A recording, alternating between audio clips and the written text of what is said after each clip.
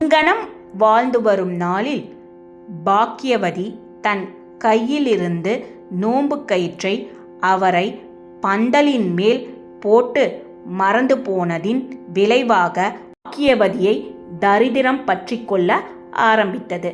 அவளது நாட்டை வேற்றரசன் கைப்பற்றி கொண்டான். உண்ண உணவும் உடுக்க உடையும் இன்றி தவித்தனர்.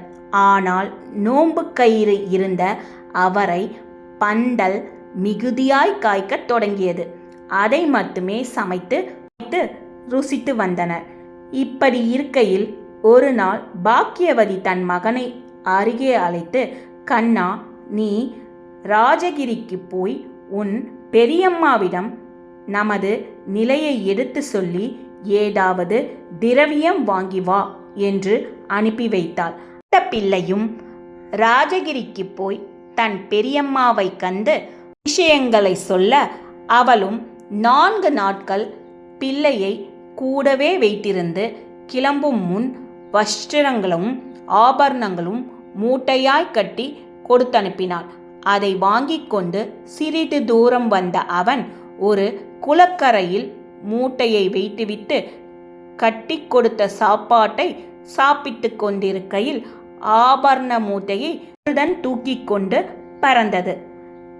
கலவரமடைந்த அவன் மறுபடியும் பெரியம்மாவிடம் வந்து நடந்த விவரத்தை சொல்ல மீண்டும் சில திரவியங்களை கட்டி கொடுத்தாள். அச்சமயம் அவன் நடந்து வந்து கொண்டிருந்த போது வழிப்பறி அவனிடமிருந்து மூட்டையை பிடுங்கிக் கொண்டு ஓடினான். திரும்பவும் பெரியம்மாவிடம் சென்ற அவன் தேம்பி அழுது கொண்டே இருந்தான்.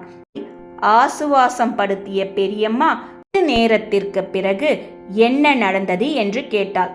அதற்கு அவன், நாங்கள் என்ன பாவம் செய்தோமோ தெரியவில்லை, இந்த முறையும் நீங்கள் செய்த உதவி எங்களை சேரவில்லை என்று நடந்ததை சொல்லி அழுத சிறுவனை தேற்றிய புண்ணியவதி நோன்பு நூற்கும் போது பாக்கியவதிக்கும் ஒரு பங்கு நோன்பு வைத்தாள். பிறகு நோன்பு கயிறும் பலகாரமும் பாக்கு, வெற்றிலை, மஞ்சள் மற்றும் சில ஆடை ஆபரணங்களையும் கொடுத்து காவலாக சில சேவகரையும் கொடுத்து, இனிமேலாவது இந்த நோன்பை விடாமல் இருக்க சொல் என்று புத்திமதிகளையும் சொல்லி அனுப்பினாள்.